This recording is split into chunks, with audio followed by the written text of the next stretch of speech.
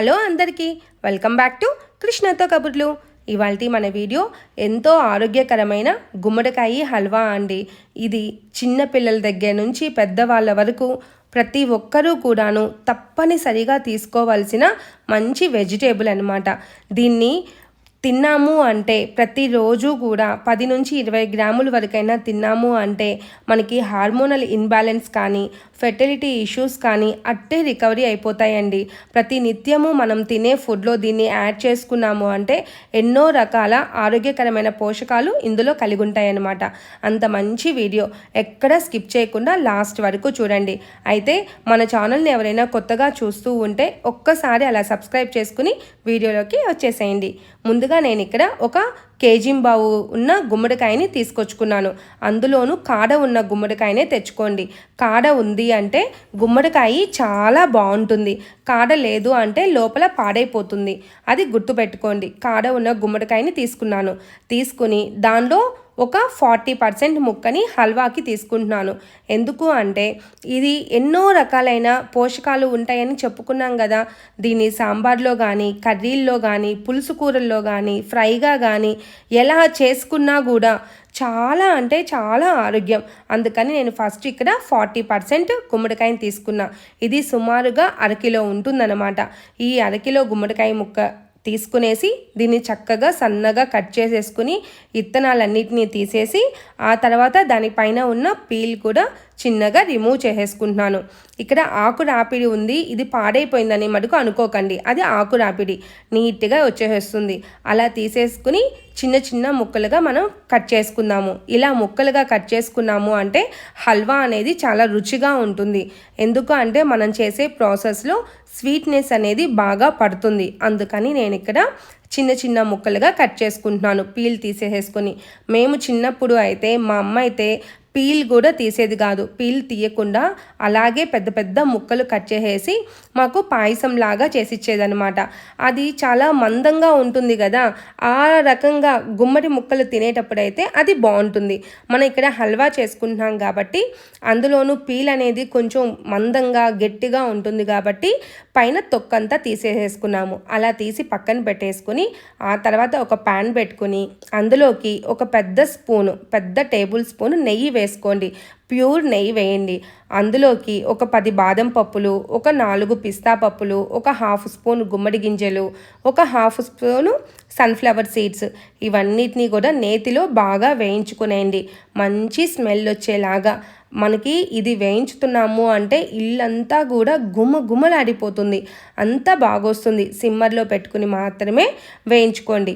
అలా వేయించుకున్న మన ఇత్తనాలన్నిటినీ కూడాను ఒక ప్లేట్లోకి సపరేట్ చేసేసుకునేసేయండి. ఈ విధంగా నేను చూపించినట్లుగా అలా సపరేట్ చేసుకుని సేమ్ అదే ప్యాన్లో నెయ్యి ఉంది కదా ఆల్రెడీ, అదే ప్యాన్లోనే మనం ఏవైతే ముందుగా కట్ చేసి పెట్టుకున్నామో ఆ గుమ్మడి ముక్కలన్నిటినీ కూడా చక్కగా వేయండి. ఇది సుమారుగా అరకిలో ఉంటుందని చెప్పాను కదా. దీనికి 1 టేబుల్ స్పూన్తో 4 టేబుల్ స్పూన్లు బెల్లం వేస్తున్నాను. అలాగే 2 టేబుల్ స్పూన్లు పంచదార వేస్తున్నాను. అంటే మొత్తము కూడా 6 స్పూన్స్ మనం స్వీట్నెస్కి యాడ్ చేసాము. అయితే ఆ స్వీట్నెస్ మనం ఎన్ని స్పూన్లు అయితే యాడ్ చేసామో అన్ని స్పూన్లు వాటర్ వేస్తున్నాను.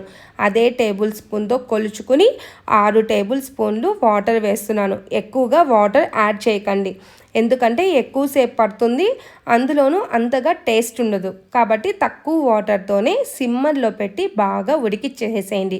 ఇలా బెల్లము పంచదారతో కలిసి ఉన్న గుమ్మడి ముక్కలు ఉడుకుతూ ఉంటే భలేగా అనిపిస్తుంది అనమాట. ఇలా ఒక 10 నిమిషాలు అలాగే వదిలేసాము అంటే ఇదిగోండి ఇలా వస్తుందన్నమాట. సిమ్మర్లోనే పెట్టి 10 నిమిషాలు వదిలేస్తే ఇదిగోండి ఈ విధంగా వస్తుంది. అంటే ఇలా వచ్చింది అంటే ఇది ఇంకా ఉడకలేదు, కాకపోతే వాటర్ అంతా కూడా బయటకు వస్తుంది. ఇంకా బెల్లం ముక్క కూడా బాగా కరగలేదనమాట. దాన్ని మళ్ళా కూడాను సిమ్మర్లోనే పెట్టండి. బాగా హైలో పెట్టి త్వరగా చేయకండి. కొంచెం లేట్ అయినా కూడా నీట్గా వేయండి. ఇంకొక 5 మినిట్స్ వదిలేసామంటే ఇదిగోండి ఇలా వస్తుంది. ఇలా వస్తే చూడండి, మేమైతే చిన్నప్పుడు ఇలా వచ్చిన ముక్కల్ని ఇలాగే మా అమ్మ మాకు పెట్టేదన్నమాట. ఇలా ముక్కలుగా ఇలా బెల్లము సిరపు ఇలా ముక్కలు ఇలా తినేవాళ్ళం. ఇది తింటూ ఉంటే మనకి గులాబ్ జామున్ కంటే కూడా చాలా అంటే చాలా టేస్టీగా ఉంటుంది ఇలా తింటే కూడా. కాకపోతే దీన్ని మనం ఈరోజు హల్వా చేస్తున్నాం కాబట్టి ఇలా ఈ కన్సిస్టెన్సీలోకి వచ్చి గుమ్మడి ముక్కలు మొత్తము కూడా వాటర్ చేరిపోయి చూడండి ఎంత ట్రాన్స్పరెంట్గా ఉన్నాయో ముక్కలు కూడా అలా ట్రాన్స్పరెంట్గా ఉన్నాయి అంటేనే ముక్కలన్నీ కూడా పర్ఫెక్ట్గా ఉడికినట్లు అనమాట. ఇలా ఉడికిన వాటిని స్పూన్తో చిన్నగా అలా మ్యాష్ చేసుకునేయండి.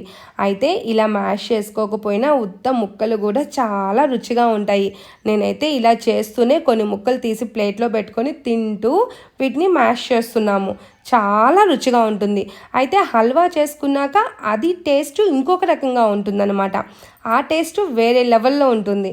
ఇలా కూడా బాగుంటుంది. ఇలా ముక్కలన్నిటినీ కూడా చక్కగా నిదానంగా మ్యాష్ చేసుకునేయండి. స్టవ్ సిమ్మర్లో పెట్టుకుని కంప్లీట్గా మ్యాష్ చేయండి. ఇలా మొత్తము కూడా మ్యాష్ చేసేసుకునేసేయండి. కొంచెం టైం పట్టినా కూడా నీట్గా ఇలా మ్యాష్ చేసేస్తే దాంట్లో ఉండే సిరప్ మొత్తము అలాగే నెయ్యి మొత్తానికి పట్టేస్తుందనమాట. అలా పట్టిన తర్వాత మళ్ళీ ఇంకొక 5 నిమిషాలు సిమ్మర్లో పెట్టండి. మొత్తము ఇప్పటికీ 20 నిమిషాలు అయింది మనం ఇది స్టార్ట్ చేసి. అయితే ఎంత స్లో ఫ్లేమ్లో మనం చేస్తే అంత రుచిగా ఉంటుంది. అలా ఒక 5 మినిట్స్ తర్వాత మళ్ళా దీన్ని బాగా కలుపుకొని ఇంకొక పెద్ద టేబుల్ స్పూన్తో నెయ్యి వేసుకునేసేయండి. అలా వేసి బాగా కలపండి. ఎంత బాగా అంటే మన హల్వా అనేది కొంచెం మనకి సాగినట్టు అంటే గమ్ముగా వస్తుందన్నమాట. కొంచెం గమ్మీగా వచ్చి గెంటెకి కానీ స్పూన్కి కానీ ఎక్కడ అంటుకోకుండా ఇలా వచ్చేయాలి. ఇలా వచ్చింది అంటేనే మన హల్వా అనేది పర్ఫెక్ట్గా రెడీ అవుతుంది. అయితే ఇది మన మైదాతోనో గోధుమ పిండితోనో చేసుకునే హల్వా లాగా ఉండదు. ఇది చాలా సాఫ్ట్గా స్మూత్గా అలా నోట్లో వేసుకుంటే కరిగిపోయేలాగా చాలా బాగొస్తుంది. చాలా మంచి టేస్ట్ కూడా ఉంటుందన్నమాట. ఇది ఆరోగ్యకరమైనది కదా, అంత రుచిగా ఉండదేమో అనుకుంటారేమో. చూడండి ఎంత బాగుందో. ఇలా స్పూన్తో తీసుకుని తింటూ ఉంటే కూడా చాలా బాగుంటుంది. స్పూన్కి కూడా చూడు ఎక్కడ అంటుకోకుండా చాలా సాఫ్ట్గా వస్తుంది.